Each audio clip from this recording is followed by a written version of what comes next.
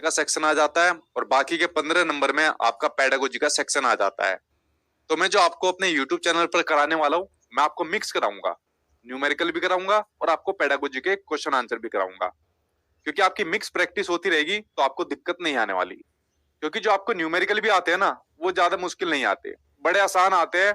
और मेरे ख्याल से शायद कोई न्यूमेरिकल होगा जो आपका 3-4 लाइन के अंदर जाए, वरना 2-3 लाइन के अंदर आपके सारे न्यूमेरिकल निपट जाते हैं।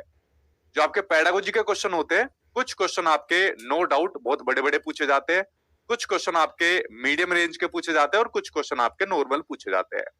तो मैं आज आपका बेसिक से शुरुआत करूंगा, धीरे धीरे करके आपका लेवल बढ़ाता चला जाऊंगा। ठीक है, तो आज आपकी क्लास फर्स्ट है, उसके बाद धीरे धीरे करके मैं आपका लेवल बढ़ाता चला जाऊंगा। तो चलिए शुरुआत कर लेते हैं आज आपकी क्लास फर्स्ट से। उसके अलावा भैया आपका सीटेट का कोर्स है। अगर आपको देखिए मैथ्स के लिए आपको प्रैक्टिस चाहिए होती है, क्वेश्चन आंसर की प्रैक्टिस चाहिए होती है, और उसके लिए सबसे बढ़िया सोर्स होता है आपका प्रीवियस ईयर के क्वेश्चन आंसर। तो अगर आप लोगों को प्रीवियस ईयर के क्वेश्चन आंसर, साथ में आपको जैसे मान लीजिए किसी का पेपर 2 है या बाकी सारे सब्जेक्ट आपको एक साथ पढ़ने हैं, कंटेंट चाहिए, मेरे वाले सीटेट के नोट्स चाहिए, क्योंकि मेरे नाम से इतना दुष्प्रचार फैला हुआ है, कोई 50 रुपए के देता है, कोई मेरा कोर्स देता है, कोई मेरे नोट 100 रुपए में देता है। ठीक है, तो इतनी जगह फेक चीजें मेरे नाम से फैली हुई है, उन सब के चक्कर में मत पड़ना। जो भी आपको रियल चीज मिलेगी वो आपको मेरी एप्लीकेशन पर मिलेगी, इसके अलावा कहीं भी मिले तो समझ लेना फेक है। ठीक है, तो सिर्फ सचिन एकेडमी ऑफिशियल पर आपको मिलेगी, चाहे मेरे नोट्स मिले, चाहे मेरे वाले मॉक टेस्ट मिले, चाहे क्लास मिले, चाहे कंटेंट मिले, सब यहीं पर आपको मिलेगा। ठीक है, तो यहाँ पर आप लोग इनके माध्यम से कंटेंट ले सकते हो, नोट्स ले सकते हो, मॉक टेस्ट ले सकते हो, और साथ में आपकी क्लासेस भी यहाँ पर स्टार्ट हो गई है, जो आपके सभी सब्जेक्ट की क्लासेस है, जहाँ पर आपको चीजें डिटेल में अगर आप लोग पढ़ना चाहते हैं। ठीक है, चलिए सामने आपकी स्क्रीन पर आ गया क्वेश्चन फर्स्ट, और उसके बाद आप लोग एक एक करके आंसर दे देना। जितने भी क्वेश्चन है बड़े सिलेक्टेड क्वेश्चन है, और बार बार आपके एग्जाम में ये रिपीट भी होते रहते हैं। तो एक एक करके इन सभी का आंसर मैं आपको बताऊंगा और चीजें डिटेल में आपको समझाने वाला हूँ। ठीक है, तो चलिए बात करते हैं इन एक एक क्वेश्चन के आंसर की, और थोड़ा इनको डिटेल में एक्सप्लेन करने वाला हूँ। और देखिए मैथ्स के अंदर मैं बार बार एक ही बात बोलता हूँ कि practice makes a man perfect. तो जितना प्रैक्टिस करोगे उतना ही आप लोगों को फायदा होने वाला है। सिर्फ प्रीवियस ईयर के प्रैक्टिस कर लेना क्वेश्चन को, उसके बाद आपका पेपर बिल्कुल नहीं आने वाला है। ठीक है जी, गुड इवनिंग, मैं ठीक हूँ, आई होप आप लोग सब ठीक होंगे। तो चलिए स्टार्ट कर लेते हैं। सामने आपकी स्क्रीन पर आ गया क्वेश्चन नंबर फर्स्ट, जो आपके सामने बार बार एग्जाम में भी देखने को मिलता है, जो आपका सीटेट का एग्जाम रहता है। क्वेश्चन आपको दिया हुआ है कि क्लास 4 का बच्चा ज्यामितीय आरेखों, यानी जो आपकी ज्योमेट्रिकल फिगर्स रहती है, को उनकी आकृतियों को पूर्ण रूप में पहचान पाता है, और दैनिक वस्तुओं के आदि प्रारूपों से उन आकृतियों की तुलना यानी कंपैरिजन करता है। वेन हिले के ज्यामितीय चिंतन, यानी जो ज्योमेट्रिकल थिंकिंग थ्योरी दी थी आपके वेन हिले ने, तो उसके सिद्धांत के अनुसार बच्चा किस लेवल पर है वो आपको बताना है, किस स्तर पर है उसके बारे में आपको बताना है। वेन हिले बड़ा फेवरेट रहता है सीबीएसई वालों का, इक्का दुक्का आपकी शिफ्ट को छोड़ता है, वरना एक नंबर का क्वेश्चन आपके एग्जाम में वेन हिले की थ्योरी से देखने को मिल जाता है। तो चलिए पहले इनकी थ्योरी के बारे में थोड़ा सा डिटेल में एक्सप्लेन कर देता हूं, उसके बाद फिर मैं आपके क्वेश्चन के ऊपर आता हूं। ठीक है, देखिए वेन हिले ने दी थी आपकी ज्योमेट्रिकल थिंकिंग थ्योरी दी थी, ज्यामितीय चिंतन का सिद्धांत दिया था। नाम से आपको इसका समझ में आ रहा है, क्या समझ में आ रहा है इसके नाम से आपका? ज्योमेट्रिकल थिंकिंग थ्योरी, यानी कि ज्यामितीय चिंतन का सिद्धांत। इस सिद्धांत में इन्होंने बताया था कि जो बच्चा होता है वो ज्योमेट्री को किस प्रकार से सीखता है। ठीक है, जो बच्चा होता है वो ज्योमेट्री को, ज्यामितीय को किस प्रकार से सीखता है, उसका एक एक लेवल इन्होंने बताया था, एक एक स्टेप बताया था कि जैसा छोटा बच्चा होता है फिर वो इस स्टेज में इस चीजों को सीखता है, फिर वो बड़ा हो जाता है फिर इस चीज को सीखता है, फिर और बड़ा हो जाता है फिर इस चीज को सीखता है। इस प्रकार से ज्योमेट्री को सीखने के लिए इन्होंने पर्टिकुलर लेवल बताए थे, और यहाँ से क्वेश्चन आपके एग्जाम में देखने को मिलता है। अब ये कौन से लेवल बताए थे, इनके ऊपर मैं आपको थोड़ा सा डिटेल में बता देता हूं, और इससे बाहर आपके एग्जाम में नहीं आता है क्वेश्चन जो देखने को मिलता है। तो वेन हिले ने आप लोग समझ गए कि कौन सा सिद्धांत दिया था, ज्योमेट्रिकल थिंकिंग थ्योरी दी थी, यानी बच्चा ज्योमेट्री को, ज्यामिति को किस प्रकार से सीखता है, जैसे कि आप लोगों ने, हम लोगों ने सीखी। बेसिकली इन्होंने आपके 5 लेवल दिए थे, बट ये लेवल आपके 0 से शुरू होते हैं, लेवल 0, लेवल 1, 2, 3, 4। तो लेवल आपके 5 होते हैं, लेकिन 0 से शुरू होने की वजह से आपके लेवल 4 तक ही आपकी गाड़ी पहुंचती है। ठीक है, उसमें जो आपका लेवल पहला होता है, या स्टेज फर्स्ट कह लीजिए, वो है आपका लेवल 0 के नाम से जिसको जाना जाता है, जिसका नाम होता है आपका विजुअलाइजेशन, जो यहाँ पर कटा हुआ है, जिसको आप लोग कह सकते हो चाक्षुषीकरण के नाम से भी जिसको जाना जाता है। ठीक है, किसके नाम से? चाक्षुषीकरण, यानी कि विजुअलाइजेशन के नाम से जिसको जाना जाता है। इस लेवल के अंदर क्या होता है, बच्चा जितने भी आपकी ज्योमेट्रिकल फिगर्स होती है, ठीक है, उन ज्योमेट्रिकल फिगर्स को देखकर उनका क्लासिफिकेशन करता है। कैसे, वो मैं आपको बताता हूँ। छोटे बच्चों को मान लीजिए टीचर ने कोई फिगर दिखाई कि बेटा ये क्या है, तो बच्चे ने कहा कि सर ये तो बिस्किट जैसी दिख रही है। अच्छा ठीक है। टीचर ने दूसरी फिगर दिखाई कि अच्छा बेटा ये क्या है, तो बच्चे ने कहा कि सर ये तो समोसे जैसा दिख रहा है। अच्छा ठीक है। टीचर ने कहा बेटा ये क्या है, तो बच्चे ने कहा सर ये तो रोटी जैसा दिख रहा है। तो बच्चे ने यहाँ पर फिगर्स को देखकर इनका क्लासिफिकेशन किया कि ये पर्टिकुलर जो चीजें है, जो शेप्स है, ये पर्टिकुलर किसी चीज से रिलेट कर रही है, और फिर इनके नाम बताए। ठीक है, कि ये जो रेक्टेंगल आप बता रहे हो ये बिस्किट जैसा दिख रहा है, ये जो आप सर्कल दिखा रहे हो ये रोटी जैसा दिख रहा है, और जो आप ये ट्रायंगल दिखा रहे हो ये पर्टिकुलर आपका समोसे जैसा दिख रहा है। तो यहाँ पर बच्चे ने देखकर, विजुअलाइजेशन का मतलब होता है देखकर बच्चा चीजों का क्लासिफिकेशन यानी उनका वर्गीकरण कर रहा है उनको। लेवल 0 के अंदर आप लोग समझ गए। जैसे ही बच्चा अपना लेवल 1 पर पहुंचता है, वो फिर चीजों का क्या काम करता है? एनालिसिस करता है। एनालिसिस करता है, यहाँ पर बच्चा चीजों का जब यहाँ पर क्लासिफिकेशन करता है, फिर उनका गुणों के आधार पर क्लासिफिकेशन करता है। यहाँ पर क्लासिफिकेशन कैसे करता है? देखकर। और यहाँ पर क्लासिफिकेशन कैसे करता है? उनका गुणों के आधार पर क्लासिफिकेशन करता है। गुणों के आधार पर क्लासिफिकेशन कैसे करता है? कि ये जो आपका रेक्टेंगल है, हालांकि स्क्वायर जैसा लग रहा है, काम चला लेना, कि इसकी तो आमने सामने की साइड इक्वल है, ठीक है, और जो आपका ट्राइंगल है इसकी सभी साइड आपकी इक्वल है। ठीक है, तो यहाँ पर बच्चे ने क्या काम करा? इनकी प्रॉपर्टीज को जाना, इनके गुणों को जाना, और गुणों को जानकर फिर बच्चे ने ज्योमेट्रिकल फिगर्स का यहाँ पर क्लासिफिकेशन कर दिया, यानी उनका वर्गीकृत कर दिया बच्चों ने चीजों का। दूसरी आप लोग समझ गए।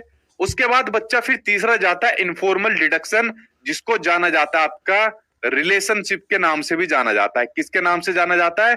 रिलेशनशिप के नाम से जाना जाता है। बच्चा फिर ज्योमेट्रिकल शेप्स के बीच में संबंध बनाना स्टार्ट कर देता है। संबंध बनाना स्टार्ट कैसे करता है? कि सर अगर हमारा जो ट्राइंगल है, अगर इस ट्राइंगल में से हम 2 शेप को ले ले, या रेक्टेंगल में से हम लोग 3 शेप को ले ले, तो हम एक ट्राइंगल बना सकते हैं क्या? इस तरीके के क्वेश्चन पुटअप करेगा। या सर ये जो हमारा रेक्टेंगल है, इस रेक्टेंगल को अगर हम छोटा कर दे तो हम एक स्क्वायर भी तो बना सकते हैं, एक वर्ग भी तो बना सकते हैं। ठीक है, तो इस तरीके से बच्चा रिलेशन बनाना शुरू कर देता है, ज्योमेट्रिकल फिगर्स के बीच में रिलेशन बनाना शुरू कर देता है। बेसिकली प्राइमरी के अंदर आपके 3 लेवल देखने को मिलते हैं जब छोटा बच्चा आपका प्राइमरी लेवल तक होता है। ये आप लोग समझ गए। मैक्सिमम क्वेश्चन आपका यही से देखने को मिलता है, जो आपके 3 लेवल होते हैं। उसके बाद बच्चा जब जाता है डिडक्शन लेवल पर जाता है, आपका डिडक्शन लेवल पर बच्चा इन ज्योमेट्रिकल फिगर्स के कंसेप्ट के बारे में, थ्योरी के बारे में, फॉर्मूले के बारे में चीजें सीखने लग जाता है। उसके बाद जब बच्चा जाता है रिगोर के भी जाता है, ठीक है, एक्जियम इसको आप लोग कह सकते हो, ठीक है, एक्जियम आप लोग इसको कह सकते हो। तो एक्जियम में बच्चा क्या काम करता है? अपने आप से खुद ही चीजों के कंसेप्ट बनाना सीख लेता है, खुद ही चीजों का निर्माण करना सीख लेता है। तो इस प्रकार से आपके वेन हिले ने ये आपके 5 प्रकार के लेवल बताए थे, जो पर्टिकुलर मैंने आपको स्टेप बाय स्टेप बता दिए। अब देखिए आपके एग्जाम में जो क्वेश्चन पूछा गया था, इसमें पूछा था कि बच्चा ज्योमेट्रिकल फिगर्स यानी ज्यामितीय जो आपकी आरेख है, आकृति है, उनकी आकृतियों को पूर्ण रूप में पहचान पाता है और दैनिक वस्तुओं के आदि रूपों से उन आकृतियों की तुलना कर लेता है। यानी कि डेली की जो आकृति है उनको देखकर उनके बीच में कंपैरिजन यहाँ पर बच्चा कर रहा है। तो भाई बताओ आंसर क्या हो जाएगा? एक्जियोमेट्रिक, एनालिसिस, विजुअलाइजेशन, या फिर आपका डिडक्शन लेवल हो जाएगा। बताओ वो आंसर क्या होगा? सिंपल सा आंसर बन गया। क्या हो जाएगा आपका? विजुअलाइजेशन हो जाएगा, दृश्यकरण हो जाएगा, या चाक्षुषीकरण के नाम से भी आप लोग इसको जान सकते हो। आंसर आपका थर्ड सही हो जाएगा। ठीक है, चलिए बढ़ते अब आपके सामने नेक्स्ट क्वेश्चन की ओर, जो आपके सामने आ गया, ये रहा स्क्रीन पर। ठीक है, तो वेन हिले की थ्योरी आई होप आप लोग समझ गए होंगे। बड़ी आसान तरीके से मैंने आपको बताई है, इससे आसान तरीका नहीं हो सकता कुछ भी, और यही बार बार आपके एग्जाम में रिपीट होती है जो मैंने आपको बताई हुई है। ठीक है, चलिए नेक्स्ट क्वेश्चन आपको दिया हुआ है स्क्रीन पर, इसके ऊपर भाई नजर डाल लेते हैं। कि निम्नलिखित में से कौन सी अवधारणा डीन्स ब्लॉक, ठीक है, कौन सी अवधारणा जो आपके सामने डीन्स ब्लॉक आपको दिख रही है, ठीक है, इनका उपयोग करते हुए नहीं पढ़ाई जा सकती, वो आपको बताना है। देखिए डीन्स ब्लॉक आपको दिख रहे, ये इस तरीके के ऐसे छोटे छोटे आपके डीन्स ब्लॉक आपको दिए रहते हैं, ठीक है, ये जैसा आपको दिख रहे डीन्स ब्लॉक। तो इनकी हेल्प से हमको ये जानना है कौन सी चीजें पढ़ाई जाती है, पहले उनके बारे में हमको जानना है। देखिए आपने एक रूल पढ़ा होगा, आई होप आप लोग उसको अभी भी पढ़ते हो, वो रूल आपने पढ़ा है बोर्ड मास का रूल, ठीक है, कौन सा रूल आपने पढ़ा है, बोर्ड मास का रूल आप लोगों ने पढ़ा है, ठीक है, bracket of division, multiplication, addition और आपका सब्सट्रैक्शन, ठीक है, इसमें से बी और ओ को काट दो आप लोग, क्या बचा आपका, डिवीजन बचा आपका, मल्टीप्लीकेशन बचा, एडिशन बचा और आपका सब्सट्रैक्शन बचा। तो जो आपका डीन्स ब्लॉक है, इनके माध्यम से ये चार चीजें बच्चों को सिखाई जाती है। क्या चीजें सिखाई जाती है, इन चार चीजों का बच्चों को ज्ञान दिया जाता है, ठीक है। वो कैसे दिया जाता है, मान लीजिए बच्चों को हमको एडिशन सिखाना है या सब्सट्रैक्शन सिखाना है, तो जैसे चार डीन्स ब्लॉक है, इसमें से दो हटा दो, तो बच्चों से कहेंगे कि बेटा चार में से दो डीन्स ब्लॉक हटा दी, अब कितनी बची, बच्चा कहेगा जी दो बची, ठीक है, या दो जोड़ दी तो अब कितनी कितनी बची, तो बच्चा कहेगा दो बची। तो बोर्ड मास के रूल से आपको पता करना है कि वो हटा देना, ये बाकी की चार चीजों का ज्ञान इसके माध्यम से बच्चों को दिया जाता है। इसी में बच्चों को फ्रैक्शन की भी नॉलेज दी जाती है, ठीक है, आप लोग लिख सकते हो। और इसी के माध्यम से बच्चों को आपकी स्पेशल अंडरस्टैंडिंग की भी नॉलेज दी जाती है, ठीक है, स्पेशल नॉलेज कह रहा हूं, स्पेशल अंडरस्टैंडिंग का भी डेवलपमेंट किया जाता है, यानी जो आपकी स्थानिक समझ होती है ना, उसको बढ़ावा दिया जाता है। एक सेकंड इसको मैं लिख देता हूं, ये आपके मैथ्स के अंदर एनसीएफ ने सबसे ज्यादा बढ़ावा इसको दिया हुआ है, आपके स्थानिक समझ बच्चों के अंदर आपको सबसे ज्यादा बढ़ानी है। वो कैसे बढ़ानी है वो आप लोग देखिए। देखिए डीन्स ब्लॉक के माध्यम से क्या होता है, जैसा मान लीजिए बच्चों को हमको असेंडिंग ऑर्डर डिसेंडिंग ऑर्डर सिखाने हैं, तो हम बच्चों से पता क्या कहेंगे कि बेटा एक काम करो, डीन्स ब्लॉक की हेल्प से आप इसको असेंडिंग ऑर्डर में कोई बिल्डिंग बना दीजिए, या असेंडिंग ऑर्डर में कोई ब्लॉक को बना दीजिए, या डिसेंडिंग ऑर्डर में बना दीजिए, तो बच्चा इनको बढ़ते हुए क्रम में बना देगा, घटते हुए क्रम में बना देगा। तो इससे क्या होगी, स्थानिक समझ बनती है, कुछ बिल्डिंग बना देगा या कुछ इनके हेल्प से कुछ ज्योमेट्रिकल फिगर्स को बनाने की कोशिश करेगा। तो बेसिकली जो आपकी स्पेशल अंडरस्टैंडिंग होती है ना, ठीक है, जो आप लोगों ने पढ़ा भी होगा, जो हार्वर्ड गार्डनर की मल्टीपल इंटेलिजेंस थ्योरी के अंदर भी आती है, जहां पर बच्चा अपनी बुद्धि का खुद यूज करके नए नए कंसेप्ट बनाता है अपने दिमाग के अंदर ही, ठीक है, जैसे जो आपका मिस्त्री होता है, मिस्त्री के सामने खाली प्लॉट दिखा दो तो अपने दिमाग के अंदर ही पूरा का पूरा नक्शा बना लेता है कि यहाँ पर कमरा बनाएंगे, ठीक है, उसके अलावा यहाँ पर हम क्या बनाएंगे, यहाँ पर किचन बना देंगे, यहाँ पर अपना जो भी अपना पीछे का रूम है वो बना देंगे, सिर्फ खाली प्लॉट देखकर बना लेता है। उसी प्रकार की स्पेशल अंडरस्टैंडिंग हमको बच्चे के अंदर डेवलपमेंट करनी है। क्वेश्चन यहाँ पर दिया हुआ है, डीन्स ब्लॉक का उपयोग करते हुए कौन सी चीज नहीं पढ़ाई जा सकती, वो आपको बताना है। देखिए प्रायिकता प्रोबेबिलिटी नहीं पढ़ाई जा सकती, प्लेस वैल्यू इसके माध्यम से बच्चों को पढ़ा सकते हैं आराम से कि यहाँ पर प्लेस वैल्यू कौन सा हो जाएगा, कौन सा नंबर हो जाएगा। एडिशन हम पढ़ा सकते हैं बोर्ड मार्क्स के रूल से, मल्टीप्लीकेशन भी हम लोग पढ़ा सकते हैं, सिर्फ पहली नहीं पढ़ा सकते, तो आंसर आपका यही हो जाएगा, क्वेश्चन नंबर फर्स्ट का ऑप्शन नंबर फर्स्ट सही हो जाएगा, ठीक है। समझिए आप लोग डीन्स ब्लॉक के बारे में। चलिए अगला क्वेश्चन देखते हैं, सामने आपकी स्क्रीन पर आ गया क्वेश्चन नंबर थर्ड, इसके ऊपर देखते हैं क्या होगा, ठीक है। क्वेश्चन नंबर थर्ड के ऊपर भाई नजर डालते हैं, ये आपको दिया हुआ है, इसके ऊपर नजर डालिए कि 15, 20 और 25 के सबसे छोटे सार गुणनखंड और सबसे बड़े सार गुणनखंड का अंतर क्या है। देखिए आपको सिंपल से एक बात समझनी है, जब भी कोई आपको नंबर दिए हो, एक्स वाई जेड कितने भी नंबर दिए हो, और उनका आपको स्मॉलेस्ट कॉमन मल्टीपल पूछे, जब भी आपको स्मॉलेस्ट कॉमन मल्टीपल किसी भी नंबर का पूछे तो आपको एलसीएम निकालना है, और जब भी आपको हाईएस्ट कॉमन फैक्टर किसी भी नंबर का पूछे तो उनका आपको एचसीएफ निकालना है। ये दो काम आपको करना है, चाहे आपको यहाँ पर कोई भी नंबर और कितने भी नंबर आपको दिए हो, ठीक है, ये काम आपको करना है।